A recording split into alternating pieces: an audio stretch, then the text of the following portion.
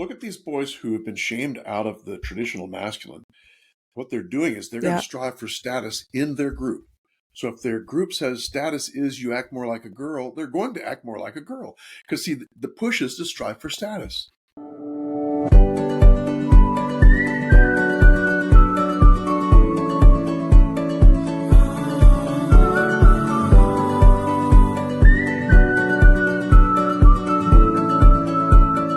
Welcome back to Psychobabble. We're going to explore more bad therapy and narratives that contribute to our poor mental health. I'm your host, Hannah Spear. We've talked a lot about girls until now and the mistakes we make with them and how difficult it is, how girls feel. And today we're gonna talk about the boys. I think in this very fast-paced world that we live in, it's easy to lose sight of our instincts. We talk a lot about parenting, thinking that we're just one method away from solving any issue that we have, and we should talk more about parenthood. And I think if there's one thing I really want to do with this podcast is to encourage parents to take back the power to parent, and particularly when it comes to raising sons.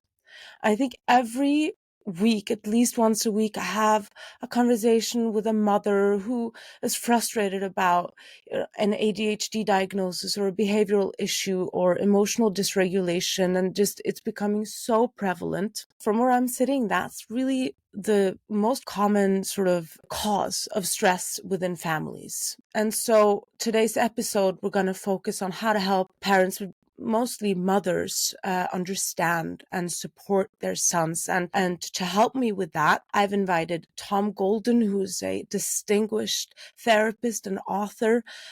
He's renowned for his books. The one we're going to focus on is helping mothers be closer to their sons, and his decades of experience as a therapist. So I'm very happy to welcome him today. Hi, Tom. Well, thank you. It's good to be here. So tell us about how you got to do this work. I forgot to mention that you have a very active Substack and a podcast of your own called Men Are Good. Men are good. Yes, they are. And how I got started? You want to start there? Yes, I'd love to start from the beginning. I got out of graduate school, Hannah, and I couldn't find a job. And it took me probably a year to find a job. But once I found one, it was at the Center for Death and Dying. Well, I didn't know that much about death and dying, but I said, sign me up. I'm good. And so I started working there, and then I realized, Hannah, there's 19 female therapists and one male therapist, me. So guess what would happen? The females would say, men are not dealing with their feelings. Men can't talk about this, men that. So we'll send them to Golden. He can figure them out. Golden couldn't figure them out. So I was because I'd been taught in graduate school that you sit and you face each other and you talk about the past and you talk about feelings and you have good eye contact, right? Worked great with women. But with the men, I realized, holy crap, I'm making them more anxious. Because what does eye contact mean from man to man? It means conflict. It means put them up. Hockey has a face-off. Boxers face each other. For men, having eye contact means a challenge. So here I was challenging my male clients, right? I didn't know I was doing that, but I was. And so it took me a long time to figure out, men and women are different in the way we process things, And at first I struggled, but I ran into this anthropological research, this cross-cultural research on grief. And it just lit me up because I started reading it. And it was all about what these indigenous people do for grief. And every one of them, almost every one of them, they'd find a safe place for women to be together and to emote and to talk about things, right? But for the men, they'd give them something to do. They'd give them some task to do. Whether it was digging the grave, taking care of the body, taking care of the guests, giving the eulogy, whatever, doing all the ritual. The men had things to do, and it was through the things they did that they grieved, right? And then I realized, holy crap, in our culture, we've subcontracted all of the things to do around a death. Someone else digs the grave. Someone else makes Mhm. the casket. Someone else does all of these things. So it leaves men sitting in a funeral home tapping their foot, not knowing what to do. They'd much rather be out there building the casket. My brother and I built my father's box for his ashes. And boy, that week we had my father's friends come in and we'd all build this thing together. And as we're building it, guess what's happening? We're telling stories about my dad. And Mhm. there's plenty of sawdust on the floor, and the sawdust is soaking up the tears. But we're all talking about it. We're all cranking on each other about, you bevel that edge a little better, right? But Mhm. and the feelings poured out through that action. Take that same group of men, put them in the living room, put them in a circle and say, talk about your feelings. What's going to happen? They're going to go, Gonna be right? uncomfortable. They're Yeah. very uncomfortable. Yeah. But because we had that common task together and we're doing it shoulder to shoulder, somehow that made a big difference. We were able to talk about things really easily. So I started realizing that it's through action that men do things. And then I came up through understanding that it's not just action, it's honoring, Mm. because as men will tend to process things, and boys too, will tend to use action and honoring. I'll tell you a story about that. A woman came Mm. to me, years ago. She said, I don't know what to do with my son. He's not crying. He's not talking about his father. His father died 6 months ago. I don't know what to do. Can you see him? And I knew the drill. I said, tell you what, let's try something. What did your son really like to do with your husband? He loved to play basketball. In fact, he plays basketball all the time now. That's all he does is play basketball. I said, okay, I want you to go home and play basketball with him for a week and come back and we'll talk about it. She came back a changed woman. Goes, Mm. holy crap, Mr. Golden, now I understand. Because what happened was, as they're playing basketball, the boy tells her, you suck. You can't play Yeah. like dad. You can't shoot this and that and the other. And I and read so that. he starts talking about his father, right? Yeah, of And then he says course. something important. Oh. He says, from this distance, Dad always wanted me to be able to shoot from here. He called it a three-pointer. He said, and I never was able to make it when he was alive. But two Oh. weeks ago, I made that shot and I burst into tears. And I started thinking about Dad and how much I was proud that I could do that for him. See, he was doing it in honor of his father. Oh, that's Do you beautiful. see how it works? Yeah. So Yeah. if you can get moms to be with their sons shoulder to shoulder, they're going to find Yeah. that he opens up like a box, just opens Yeah, right you up. talk about that in your book, this shoulder to shoulder action. Yes, So that's what that's you the mean idea. about that. Yeah. That's the idea. Getting next to boys as Very you're doing interesting. something, Yeah. and then they'll open up. Because what does this all depend on? It all depends on a safe space. Healing, when I was in graduate school, the idea of healing was you cry about it, you talk about it, and you let the past go, right? But we know now that healing's a little different from that. Healing is finding a safe place to then be able to tell your story. And Mm-hmm. the important thing is that that safe place is different for men and women and for boys and girls. That boy Yeah. liked the basketball court. That's where he felt safe. That's where he felt like he could open up. He could think about Mm-hmm. his dad there, right? But when he's at home at the dinner table, well, are you thinking about your father? Shut up. Don't talk to me, right? Yeah. So the first thing is safety, and women find interaction very safe. That's where Mm-hmm. they will tend to tell their story within interaction. Boys and Yep. men will tend to tell their story through action of some sort. Right. And that's what I Yeah, my started dad, he realizing. always used to drive us everywhere. He did that Huh? brilliantly. I had a really good relationship to us also, my two Yes, older brothers, and he would yes. insist on always, came to get us wherever we were, and I never understand. And I thought, oh, I'm not going to be this sort of taxi parent. But I realized later on that he did that because that's when we had the best conversations, and he would know our Yes. friends, he'd know who we hung out with. That was he kept control that way. Yes. And a lot of boys will find safety in cars. When Mm. you're in that enclosed space, you're more likely to talk about things. Now, a subset of boys find it terrible. They will never talk in a car. But it's maybe 20%, something like that. Most boys, the car is a great place. In fact, Okay. men will How do I grieve in the know if I car. have that Oh my son? How do gosh. I know, like, if my son likes the car talk or not? Well, he'll You'll find out. He'll teach But you. He'll teach you. And that's our job as a parent, is to learn our children's ways, the ways that they Mhm. like to do things. I mean, that really is what we need to do, is to be able to tune in on where their safety is. Yeah. How can we find where their safety is, so then we can enter that safety and be with them in that intimate space, you know? hmm So we should Hmm. try out a couple, if it doesn't work in the car, then think about what they like to do and then go to that. Like try out different spaces, not that, okay, that didn't work and then sort of leave it. Then he doesn't want to talk. And you can even open up a conversation with them about that. When things are calm and settled, you can say, when you're really upset, what helps you? He'll tell you. hmm If he's calm, if he's, relaxed, if it's in a safe space, he'll tell you. You listen hmm very carefully to what he says. He'll tip you off as to what he needs to do. My daughter, when she was little, bless her heart, she was just so brilliant. She'd come in and she'd say, Daddy, I need special time. I knew just what that meant. That meant you pull up 2 chairs and you sit and you face each other. And I'll say, what's going on, Julia? She'd say, oh, Daddy so-and-so called me this. Oh, Julia. And then they did, oh, Julia. And after about 8, 9, 10, all Julias, her tank was full. She'd say, thanks, Dad, bye. She'd go out the door and play again, right? She was brilliant. She knew how to find a safe space, how to create that hmm space, how to tell the story within that space. Did my son do that? I'm No guessing way. not. No way. No way. And it took me a long time to figure out what his safe space was. Guess hmm what? I found out that when he came to me and said, I want to wrestle, that meant I need to talk.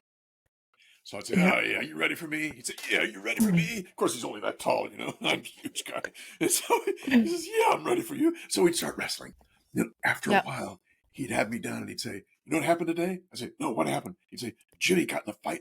Blood was coming out of his mouth, off his eye. It was terrible. Then he's back on me again. And we go back and forth and back and forth. The next time he comes up, he says, I miss Granddaddy, my father who had just died, right? I mean, hmm this is his safe space.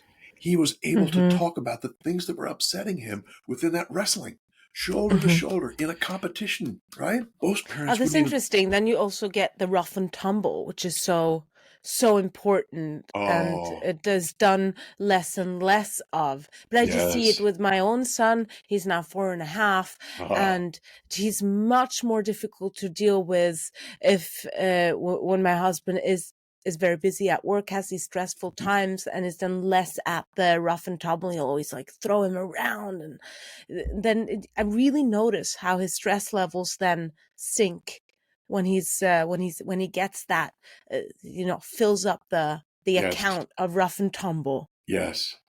And we Mm. know now, the research shows us that rough and tumble play with fathers helps the children understand the difference between violence and play.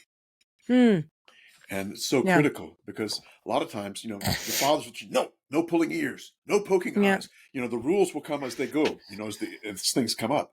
But it teaches these children what these differences are. And so those fatherless children are much more likely to be violent. Yeah. The research is real clear about that. Yeah. And there's also a real correlation between less rough and tumble play and ADHD, is it not? Yes. Yeah, the Panksepp material is just Mm. absolutely fascinating. Do you know Jacques Panksepp, the guy that did the I've research on heard. rats? Yes. Well, what happened is the rats really wanted to play, and so hmm Panksepp kept them from playing. And the bottom line is the research says that basically the ADHD is a lack of being able to play. Yeah, that brings us, let's talk about fathers a little bit. Mm, So what I observe is that, okay, let's take the fatherless home aside because it's such an obvious problem. What I see is that the fathers are stripped of authority, that they are, yes, so in some cases, even a bit afraid of their wives. They don't want to, a they're bit. conflict avoidant. Yeah, that they're they're cowed. And so in the time that they're present is, and I don't think there's an issue with that. I just had that conversation with my husband. He thinks that the father's not being so present in the home is a problem. But I see, Yes. when I see that they are present a lot and they're active in the weekends and taking to football, etc. But they're not disciplining. They don't have that space to come in and say, Right. no, to have that authority that Right. I don't see from the fathers. What are your thoughts on what's going on? Well, I think fathers have been disenfranchised. Hmm. They've just been told that they're not important and that we can do without them. And boy, that flies in the face of all the research that says that, they know now that the fathers are the ones who teach empathy. They teach empathy Yeah. through Okay. setting limits, through setting Yeah. hard limits. Every child knows mom will give in. If I struggle long enough, mom will give in or will compromise.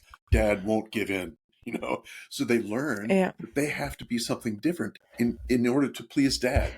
They have to Yeah. try something different. And it teaches them how to see the world through someone else's eyes.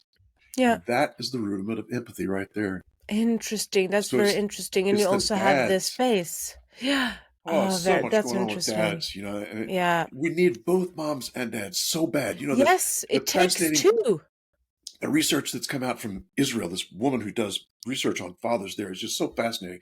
She found that when you give oxytocin, a burst of oxytocin Hmm. to mothers and fathers, they produce two different results. The mother responds to the oxytocin by baby, oh, baby cuckoo, oh, boo, boo, right? Hmm. Hmm. The father's response to oxytocin is to be active and push and Hmm. throw the child up in the air. Yeah. Two very different responses to the same thing. And this tells us evolution doesn't want to waste things. And it's going to have one person do one thing and one do another thing. And we need both. You need Yeah. dad in the home. You need mom in the home too. Yeah. It's so critical. And then you also see the difference between men, as some have more and some have less. You have the dads who are much more playful than other dads. Like Yes.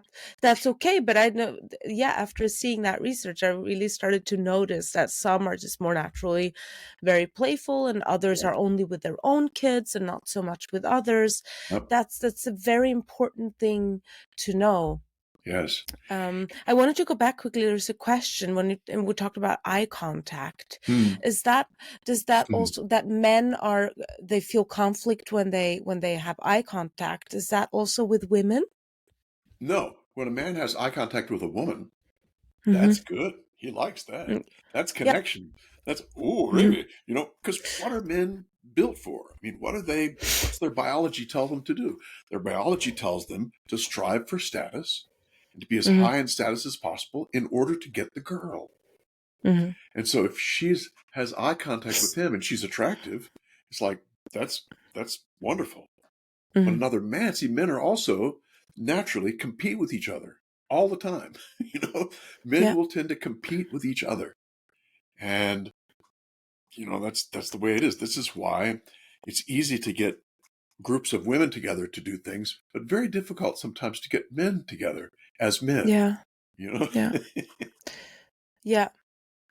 And yeah, it's interesting also what you said about ritual, because we have a lot of rituals still connected to death in Yes. Judaism, and I see Yes. that it helps them a lot, and I Oh, think it's a problem in the secular world that they've oh, just taken that, like, what do they have? There's nothing, and really? in that situation when you lose a parent, like, you don't know what you're gonna do. Get him active doing things, and it's through the doing that men process their emotions.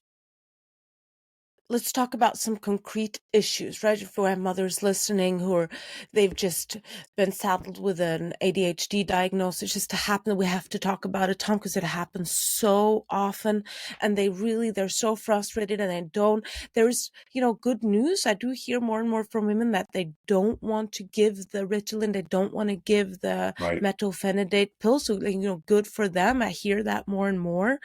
Mm, But they, on the other hand, they also have to sort of accept that diagnosis, because the right. schools so strictly say, we can't Yep. give any accommodations unless give us the paper with the diagnosis. So, the moms are frustrated.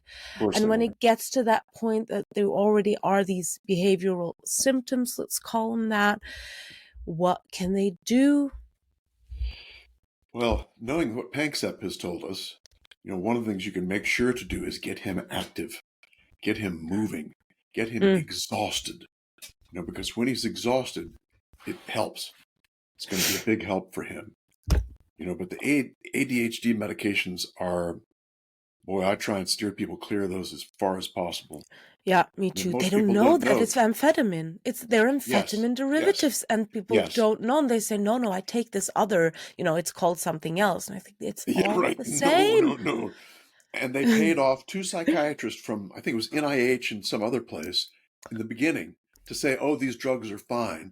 They lied. Uh, They lied. They really? later, yeah, it was fascinating. I mean, they admitted later that they lied, but media doesn't tell you about it. Just like the media doesn't tell you much about boys and men. There's something that's been getting a lot of attention lately, and that is the dramatic effect lifestyle and exercise have on our well-being and mental health. But the difficult thing is to stick with the routine. So what you need to do is to go and check out Pitch Fitness Center. It's a premium wellness gym, and it's gorgeous. It gives you that hotel spa feeling with every exercise, and their kids club is even open on Sunday. So head on over to pitch.ch, that's pitch.ch, and get a discount with our promo code Psychobabble Podcast today. See you there. What do we need to know about testosterone? You get it in 3 floods. Mm. The boy's first flood of testosterone is in utero. I think it's 4 to 12 weeks in utero, 8 to 12, 8 to 16, something like that. But in utero, the boy's brain gets this flood of testosterone, and it changes the brain. It literally changes the brain, and it does something else. It does what they call testosterone priming to the cells in the brain that are later going to need to activate based on testosterone. So the boy's brain is ready for testosterone, and his brain also is primed to be a brain that is focused on status. They used to try and say testosterone is about violence and aggression, and that's pretty much been debunked.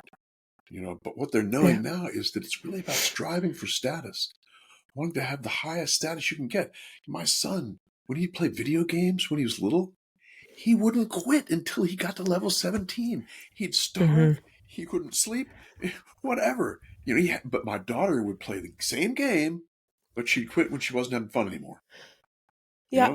That's the difference. Boys are pushed to strive and strive. And this has been not shamed. anymore. Not anymore, because ambition, it's this bad, toxic masculinity. And they've been shamed out of being masculine. And that's what's been going on. I mean, it's just heartbreaking. I see that a lot. Look at these boys who have been shamed out of the traditional masculine.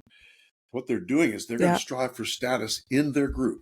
So if their group says status is you act more like a girl, they're going to act more like a girl. Because see, the push is to strive for status. So if his group says status is being more feminine, then he's going to strive to be more feminine. That's the way it works. That's very interesting.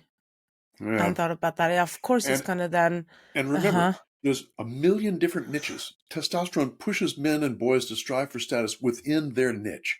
So a criminal is going to strive for the biggest crime.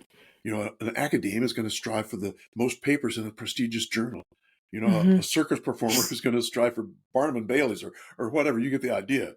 A football player wants to go to the Pro Bowl. So they're all striving for status in different ways, in different areas.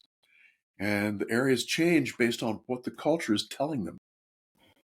And so that's because I've been thinking about how we get so many men who are supporting the feminist narratives, and that, all these men who are marching in the not going to name the name marches, There's like, what are they? And my husband says, no, they're just trying to get laid. Yes, well, that's true too. But that makes sense. What you're saying, they're just striving for that kind of status. The status within their community. If their community is basically feminist, they're going to strive to be the best feminist they can be. Best feminist, Yep. And they're going to strive to get them to applaud them for this. Because what is it that makes men strive for more status? 2 things. And admiration. When this is what pushes them higher. So this is a clue for women who are mothers with boys who are not doing well. Admire him and respect him. and he'll do anything for you. Yeah. Tell him he's wrong. Tell him he can't do this. He shouldn't have done that. You're going to get in trouble. You're going to get fireworks. There's a section in the book on discipline and how to discipline boys, because boys love the rules. If you ever watched a group of boys playing a pickup sport, half the game is played arguing about the rules. No, you can't do that. Oh, yes, I can. It goes on and on and on and on, right? Boys live with rules. So what parents can do is they can help the boys create the rules to begin with. Because when the boys create the rules, they're much more likely to follow through. And you can take it a further step and say, not only do they help create the rules, but they also create the punishment. Okay, what should we do if this happens? Get them to say. And usually they're going to be much more harsh than you would. She said, no, that's too much. We'll do it like this. But you incorporate them. You make them, you treat them like adults. And this is when they're old enough to do this. You don't treat a 3-year-old like that. But okay. I was just saying, if I had to ask a friend that, I think he would just say, then I get to watch more television. Yes. I can sort of hear him say, but that's a very interesting, good advice. And then you argue with him. More television? Yeah. No. Maybe that means we should take away the television. Yeah. If we can give the boys a role in creating the rules, they're much more likely to be followed. A couple more things about testosterone that I think are worth mentioning. It also lowers fear in boys. That first flood is in utero, but the second flood is they call it the mini puberty. And parents who are changing diapers notice there's a little erection there. That's testosterone. Remember that? Remember that when your little boy is not right now. I'm like, it's so awkward. That's all right. He's being himself. Yes. That's the second testosterone flood. They still don't know what that one does. They're really not sure. They're testing it and they're doing this and that. The third flood comes, of course, when you're 13 or 12 or something like that. And that's the one most people know about, is that third flood. But it increases risk-taking and decreases fear and increases what they call threat vigilance. Yep. So that men, because of testosterone, if someone challenges his status, he's going to fight back. This drives women absolutely out of their minds, because the man will be challenged by some other man about his status, and oh, that's bullshit, Bob, he's going to go after him, right? And the wife's rolling her eyes. Oh God, but he's biologically built to do that. Good stuff. That's very interesting. Yeah. Let's talk about divorce, because that is something that is happening way too often. Yeah. What do you see in boys, how they react differently than girls when it comes to divorce? How can you sort of, it's gonna be terrible either way, but how could you, as a mom, just support them as best you can, understand what they're going through? Yeah. Know that if the dad's not around, it's one of the things the mom can do is make sure the son gets some time with the dad as much as possible, because that's going to help her, to have him be around dad. Even if dad is not the best dad in the world, it still helps, because dad loves him. He loves the son. Now, if he's an abuser or, a sociopath, that's a different story. But almost all fathers love their children. Make sure that he gets some time with his dad is critical. Yeah. The problem is I see too many people labeling others with diagnoses. I just talked about that in the last episode, because it's convenient when you're going through something like that, something where it's, you'd rather pull away than giving someone a diagnosis like sociopathy is convenient. Yes. For you. It gives you a justification to treat to not do any. Exactly. Yeah. So how could you, what are some signs in boys, like, okay, not preschool, but school aged boys, where okay, now it's going from bad to worse? Well, it depends on the boy and depends on what he's like. But usually you look for isolation. A boy who's isolated, look for irritation. Irritation, Both men and boys, that's a tip-off. If they're really irritated, and this is hard for moms because they think, he's such a jackass. Why is he treating me like this? He's treating me like this because he's depressed, Mom. It's very difficult to put those two together. Right. Because for her, it's like, what a what a turkey to treat me like that. Yeah. But that's Yeah. a big one. It's the irritation, Yeah. the anger, irritation, isolation. Those things all go together and kind of tell you, oops, something's going on here. Yeah, You because know, girls will cry, and it's just sort of it's easier to pick up with it's girls. much easier. And guess what Yeah. else testosterone does? Testosterone limits emotional tears. Hmm. So that when boys are 13, they can't cry like they could when they were 6 or 7. Boys are 6. Right. When I was 7 or 8 years old, I could cry like a banshee. It was great.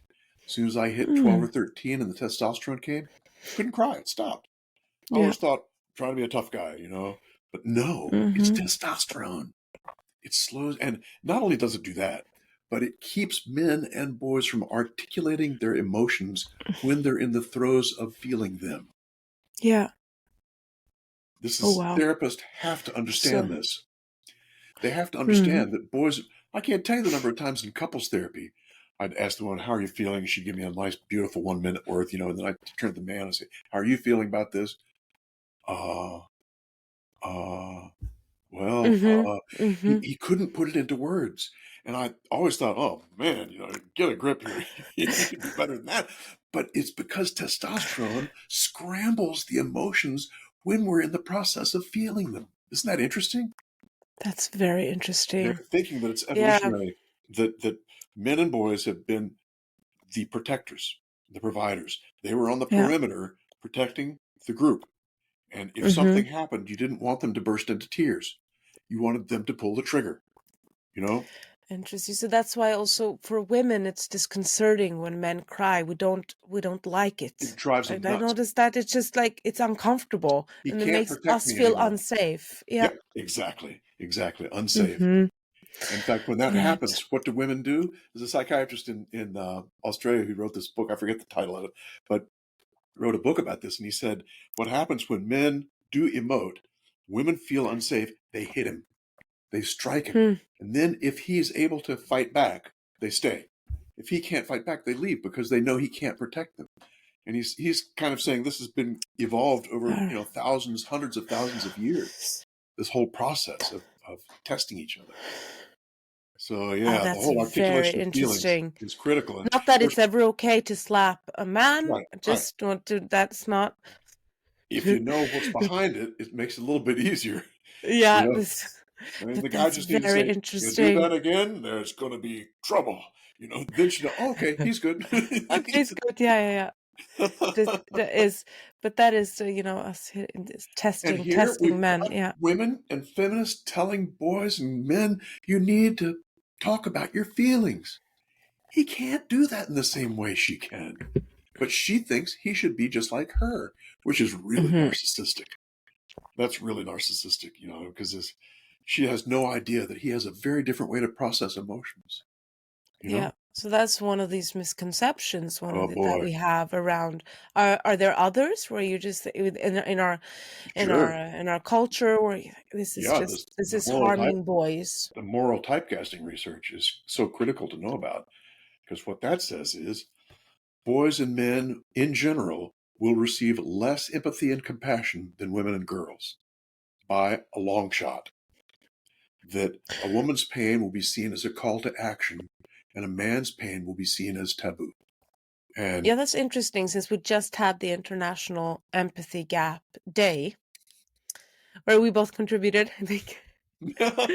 And yes, yeah, with different conclusions, I think. But probably. let me no, but tell me more about that. What are your thoughts on that? Well, it's fascinating. If people are interested, the moral typecasting research is by a guy named Kurt Gray. I think Gray was the one that did that. And it's really interesting stuff. What he found was that people in general will see women and think of someone who is what they call patiency, someone who has something done to them. They see Okay. men and they see someone who has agency, someone who hmm does to others. And so that's the general assumption that people have off the bat, just right off the bat. And this is why they they also found with the moral typecasting research is that when when women do something wrong, people will make excuses. People say, oh, she was abused, or oh, she had this or that. When men do something Yeah. wrong, because he's seen as agentic, he has power, then up, jail. That You is, know? And it's automatic. People don't even think about it. yeah, It's automatic. So I that's see good to that. know for moms and dads, just to Mm-hmm. know that their sons and the husbands are going. Gosh, when I was a therapist and I was working with families who had a child die, over and over again, the same thing would happen. The neighbors, the relatives, the whoever's would go to mom. How are you? What can we do? Here's something that we've made for you. Blah blah blah blah blah.